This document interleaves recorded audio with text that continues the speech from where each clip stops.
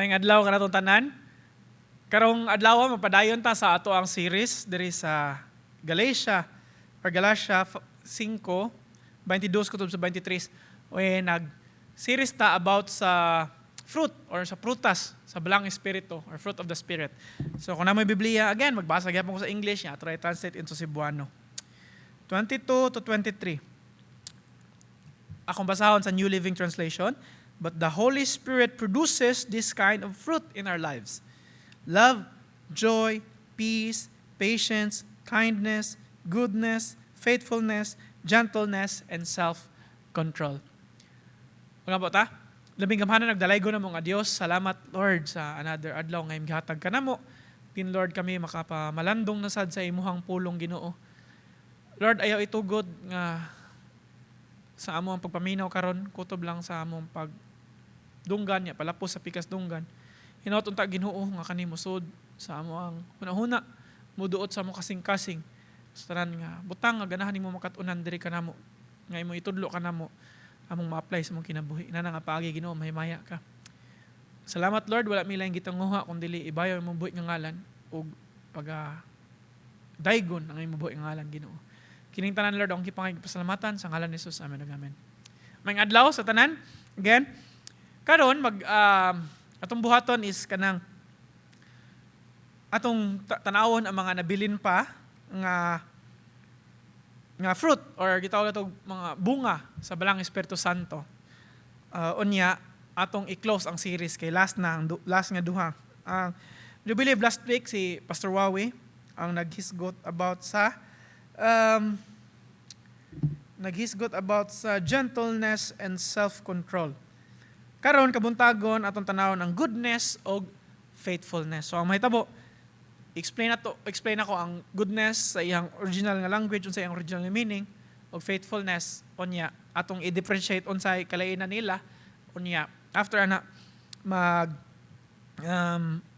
atong i-close nganong unsa may reason nga nag-series ta ani nga mga bunga sa balang Espiritu Santo.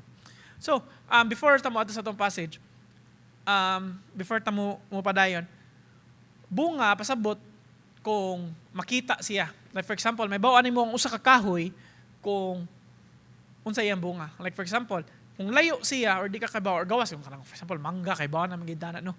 Bawat ana. Pero kung wa kay alamag unsa na siya nga kahoy, pero makita nimo sa bunga, makibawaan gid nimo nga mo din na siya, mangga din na siya. Coconut din na siya. Inani din siya nga kuan. So mag-agad siya mga bunga. So ang Kristohanon, isip ng Kristohanon, kung gitawag to, kung makita, tanaw sila, di makakita ang mga tao, di sila makahibaw nga Kristohanon ka kung wala tay bungang ipakita. Ug mao ni ang bunga sa balang Espiritu Santo. So tungod ani nga mga bunga nga kailangan nato ipakita sa mga tao, makahibaw sila nga Kristohanon ta or kita nagsunod diha ni Hesukristo. So gingon dire, adto ta sa goodness ug faithfulness. Unsa man ni ang goodness? Goodness pasabot ani moral excellence in action. Nga gikan sa standard sa Ginoo.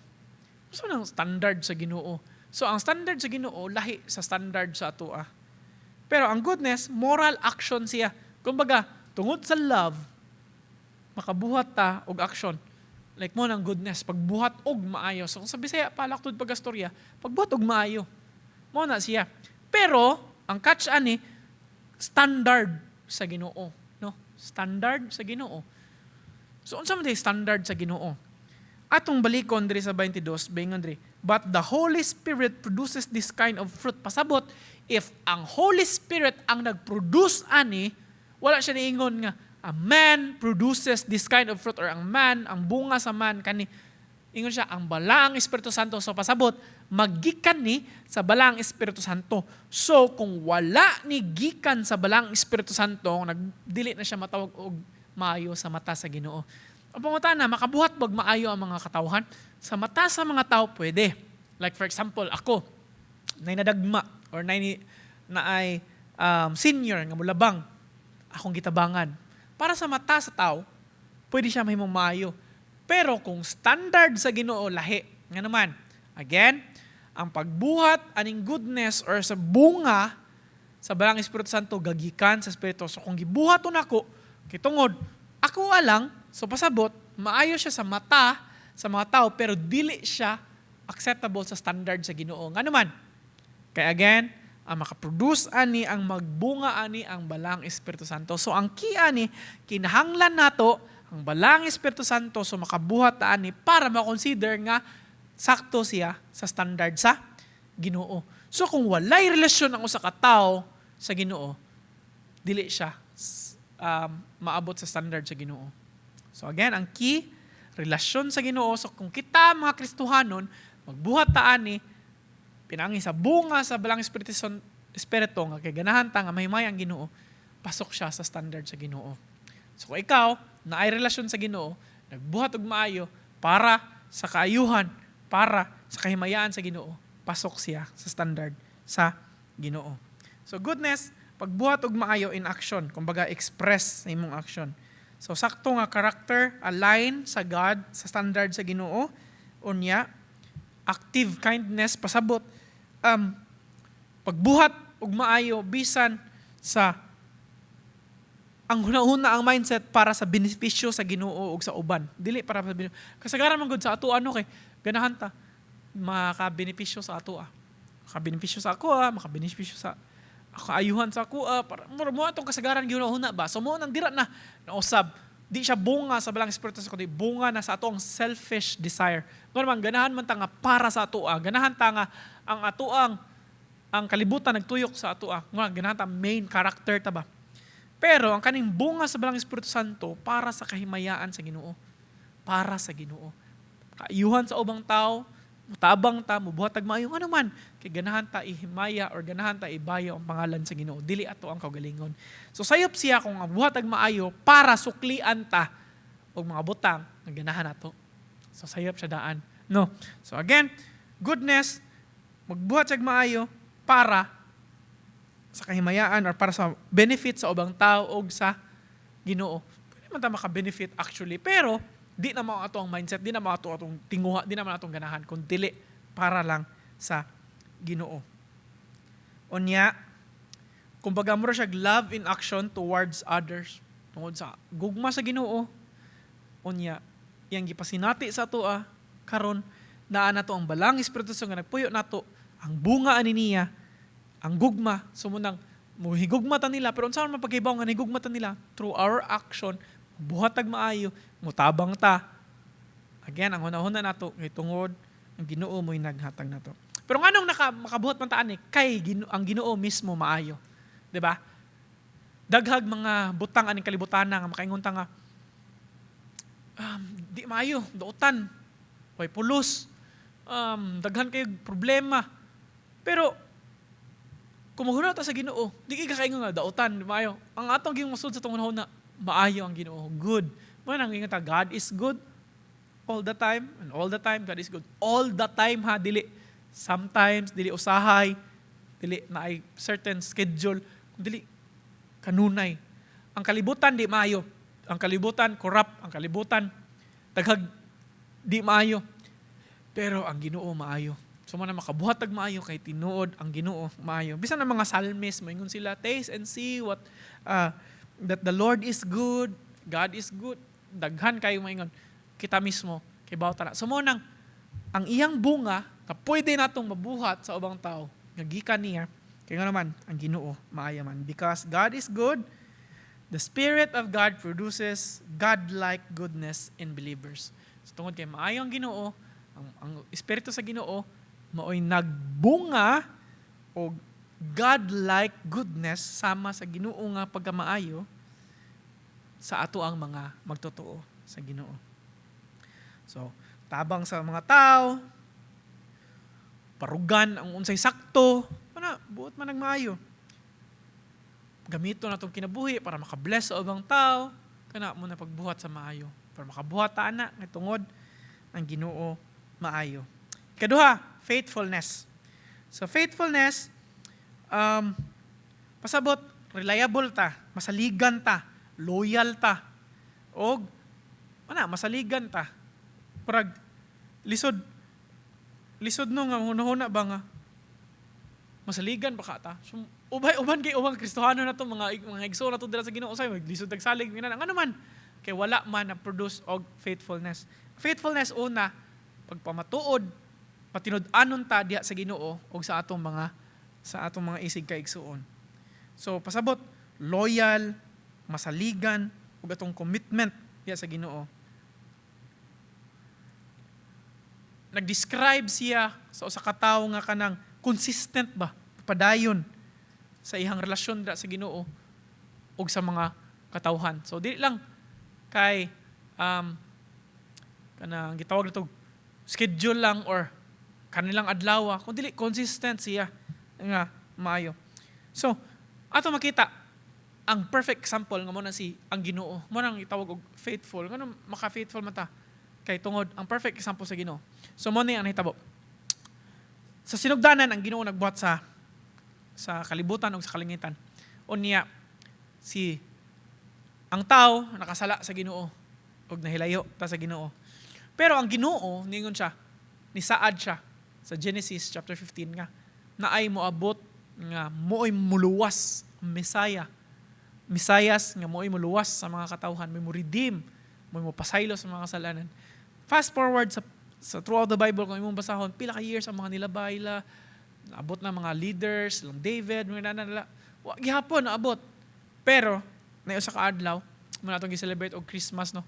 Sa kaadlaw, nga, nataw sa pasungan, humula si Kristo og moto ang mga luluwas. Pasabot lang, nga bisan sa kadugay sa panahon, ang Ginoo, faithful, matinud-anon siya gingon. Nga naman, sugod pa lang pagkasa sa taon, niingon na siya daan nga, naay mang luluwas nga moabot. Karon nahitabo. Ug tinuod yun, giluwas ta ni Jesucristo sa iyang pagpakamatay ngadto sa cross. Sa dihang nagpalansang siya ngadto sa cross, pagkatulong nga adlaw nabuhi siya, nagpamatuod lang nga bisan kamatayon dili makapugong sa iyang gugma o siyang saad kanato. So iyang saad nagmatinud-anon siya sa iyang mga pulong.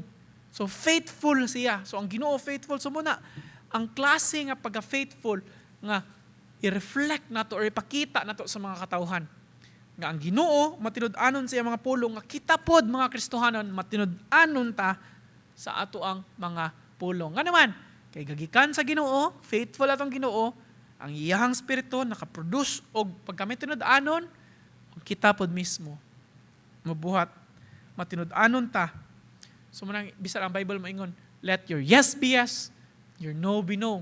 Nga naman matinud-anon, dapat matinud-anon ta sa atong mga pulong, sa atong linihukan.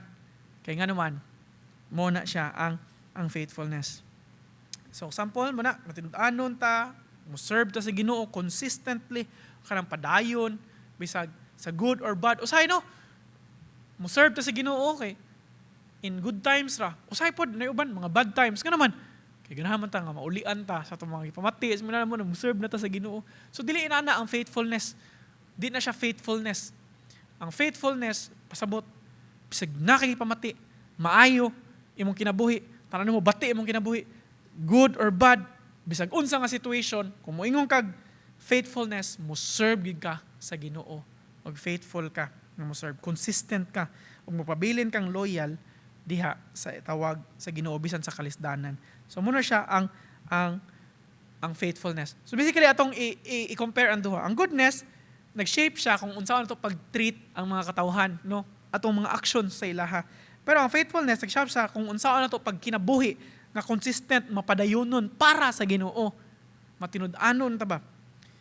So, ang kaning duha together, goodness and faithfulness show a life that reflects, nga kita ang kinabuhi nga nag-display sa karakteristik sa Ginoo. Nga naman, kay gikan man sa Ginoo, di ba? Good si God, faithful siya, tungod sa iyang balang espiritu nagbunga, nga nagpuyo sa tuwa mo, bunga po siya ani. So makita sa mga tao, kung magtanaw sila nato, ang kaayo o ang pagka-faithful sa Ginoo. So goodness is a heart, ang atong kasing-kasing nga padayon, mubuhat o unsay maayo, o yung faithfulness, magpadayon nga magpabilin nga loyal sa Ginoo man mabuhat og maayo. So muna siya basically ang faithfulness o goodness. So muna siya ang na-end nato ang 9 kabuk bunga sa Balang Espiritu Santo. So kung mapakita ni nato, dira makita ang ebidensya nga ang usa ka Kristohanon matuod nga Kristohanon siya. Ang problema karon, so atong i-close ang series. Ngano man nga nag-series tag ang bunga sa Balang Espiritu Santo. Kay mao ni dako kayo nga problema sa mga Kristohanon. Ang mga Kristohanon dili tanan ha, pero nagpabilin og magkinabuhi sa di maayo. O giingon ni Apostol Pablo diri sa bersikulo 16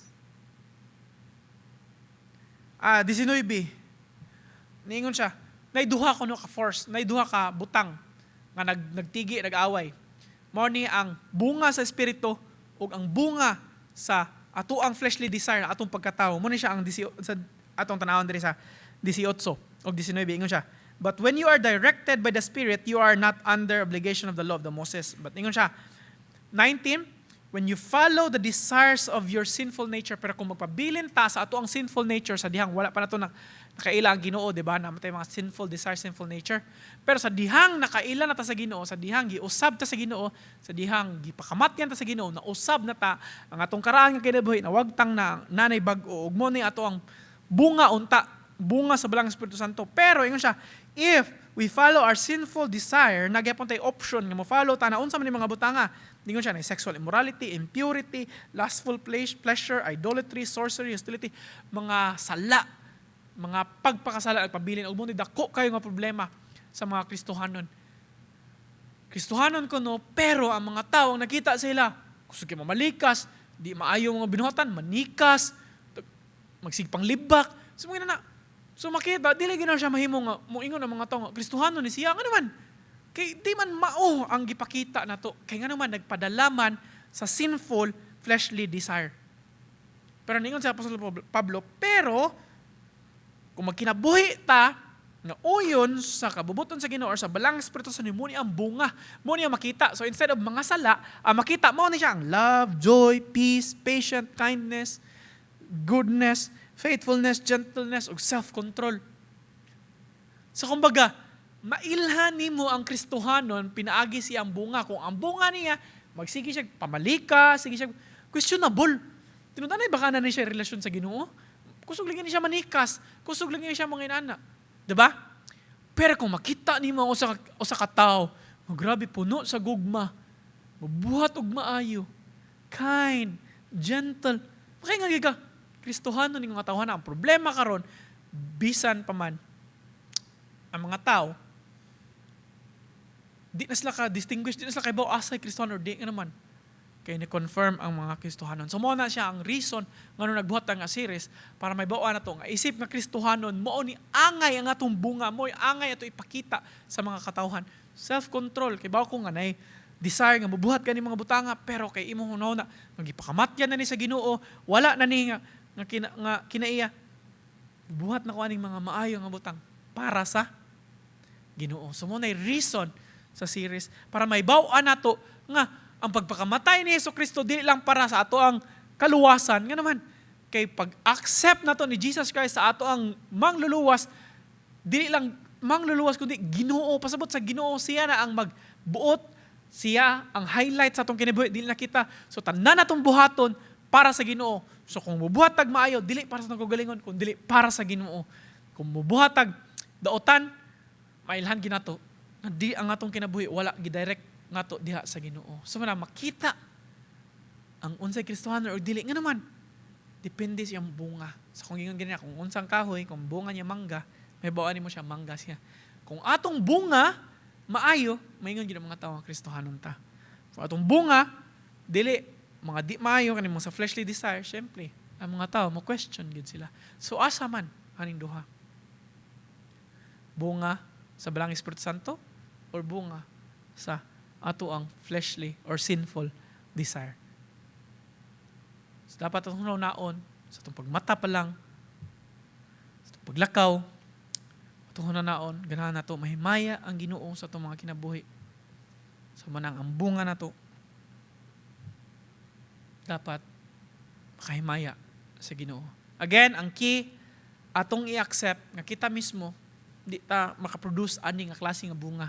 Mo nang gikinahanglan ta sa Balang Espiritu Santo which made possible nga naman ipakamatay sa Kristo ug karon ang balang espiritu sa dihang gidawat ato sa Ginoo nagpuyo sa tua ug ang bunga aning espiritu sa Ginoo nga nagpuyo sa tua mao ni love, joy, peace, patience, kindness, goodness, faithfulness, gentleness, and self-control.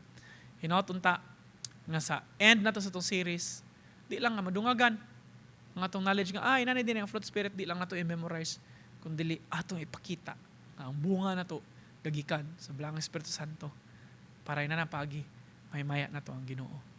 Salamat kayo sa tanan. Mag-ampo ta. Balayang dalaygo na mo nga Ginoo, salamat Ginoo sa adlaw nga imgihatag ka namo. Salamat kay Ginoo, kay ikaw ang tinubdan sa tanan. Bisan sa kaayo, kami Ginoo dili mi makabuhat ana.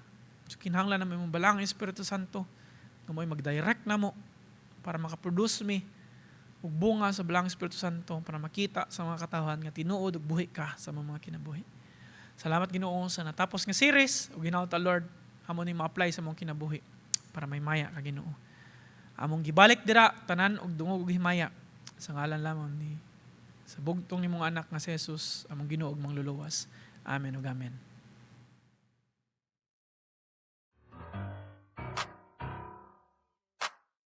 Join our regular Bible study groups. Talk to our pastors and church leaders to learn how you can join.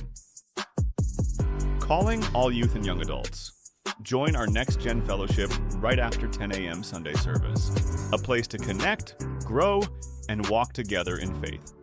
Whether you've got a toddler, a grade 4 to 6 adventurer, or a grade 7 to 12 teen, our Sunday school has a spot just for them. Drop in at 10 a.m. to see classes where every age learns, plays, and grows together. Join us for TLCC Kids Camp 2026 on June 3 to 7 at the TLCC grounds with the theme Joy Sparklers for Jesus. Enjoy fun-filled days of worship, games, stories, and friendship as kids grow in faith and shine with joy. We can't wait to see you there. Come and be part of the praise and worship team. We're looking for vocalists, musicians, sound and tech volunteers, and projection or media team members. No stage experience? That's completely okay. We train, we rehearse, we grow together. Because worship isn't a performance, it's a ministry.